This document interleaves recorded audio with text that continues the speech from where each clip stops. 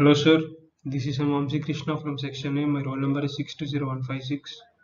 Today I am going to tell about my course project that is based on Fibonacci search method. First I'll tell you the contents of it, my project.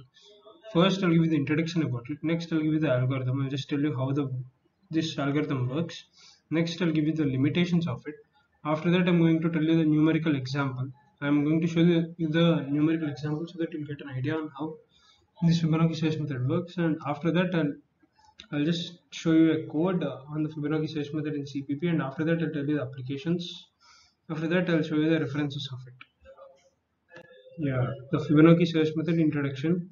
It is used as an optimization technique that uses Fibonacci sequence efficiently to search for the minimum or maximum values in any model function, and this works by creating a sequence that divides interval a and b into small subintervals with decreasing the ratio of their lengths, and we use the Fibonacci sequence for that. The sequence is 1, 1, 2, 3, 5, 8, 13. I mean, this just in order to get an n term, you need to add the n minus 1 and n minus second term to get the Fibonacci sequence. And how this algorithm is going to work is we take two intervals a and b.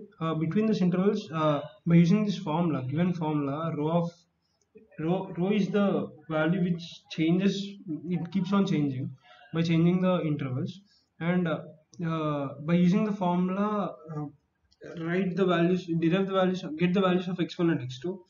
After that, you, based on the given requirement, if you want to find the minimum, find the value. If you're doing it for the minimum, find the value of rho of f of x1 and f of x2, and if the value of f of x1 is less than f of x2, then we need to preserve the value of f of x1. So reduce the x2 to xb part, just remove that part and reduce the given whole overall section. Now make the value of x2 as b, x1 as x2, and shift the value of x1. So you are just decreasing this size. Continue the same thing, continue the same procedure till a particular number of iterations, or particular number of iterations, or they'll give you the uncertainty, or do it till that uncertainty. And after completion of this number of iterations or getting that uncertainty, just take the minimum, just take the average of these two values, the L and R, so that you'll get the minimizer. Now substitute this minimizer in the given function, you'll get the minimum value of it. This is the algorithm. Now I'll tell you the limitations. The first limitation is, as I told, it is only used for the unimodal function. Next, even if I get a unimodal function, even if I try to use it for the unimodal function, I need to know the number of iterations and the number of uncertainty, the interval of uncertainty. I need to know that. So even if I know these two things, even it is for the unimodal function, and even after knowing this interval of uncertainty, after using this method, I can't get the exact value of the minimum value. I can't get the exact minimum value. This is the main another limitation of the Fibonacci search method. So this is nothing but numerical example, sir. He gave the number of iterations, which is n equals to nothing but equals to 7. The value of rho is f of n minus k by f of n minus k plus 1. After doing the 7 iterations, you take the average of the L and R, you'll get x star, and substitute this x star in the given function. That is nothing but the minimum value. As I've told, it is only used for the unimodal function. Unimodal function only has a single minimum or maximum. So as we could see in the given figure, that it is for the it is a unimodal function.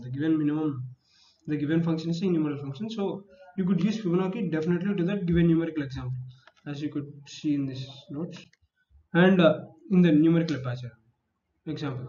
Sorry. Now the reduction ratios. The reduction ratios are nothing but the ln by L naught. This is one of the external feature I'm adding, the reduction ratios. After this, I've just this is my code. So this is my code which I've written using a research platform, that is a ChatGPT. Using ChatGPT, I've understood this code and I've written from that. This is the continuation of code.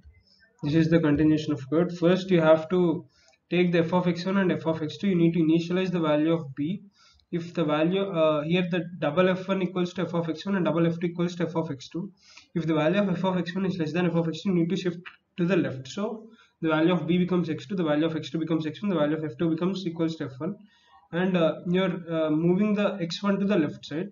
So x1 equals to a plus double of Fibonacci 1 by Fibonacci 2 into b minus a. You'll get the value of f1 equals to f of x1. You will be doing this for the particular number of intervals as the value of n will be given. And after that, for the else statement, if the value of x2 is greater than f of x1, at that time, if the value of x2 is less than f of x1, then you need to shift it to the right side. So the else code says about how you will shift it to the right side. Uh, After that, this is the given output, sir. Now the application is, it is used for searching in database, and in large database there can be many data, many records. In order to find a sufficient data, you use the Fibonacci search method there. It is also used for the information retrieval. The Fibonacci search method is used to search for a specific information in large documents or collections of documents. This can be particularly useful in fields such as law, medicine, research, etc. And now the image processing. In image processing, the Fibonacci search method can be used to locate specific features in images such as lines, curves, or corners. This can be useful in tasks such as object recognition, where the algorithm must quickly identify the specific objects or features in images. After that, it is used for the network routing. The network routing, in order to enroute an efficient data, will use the network routing from the data packets, or it reduces the latency and it improves the network performance. Now these are my references, sir. I've used Singiresh Esrao Engineering Optimization Theory and Practice, and the YouTube channel is of Harish Garg, sir. And this is my overall presentation, sir. I thank you.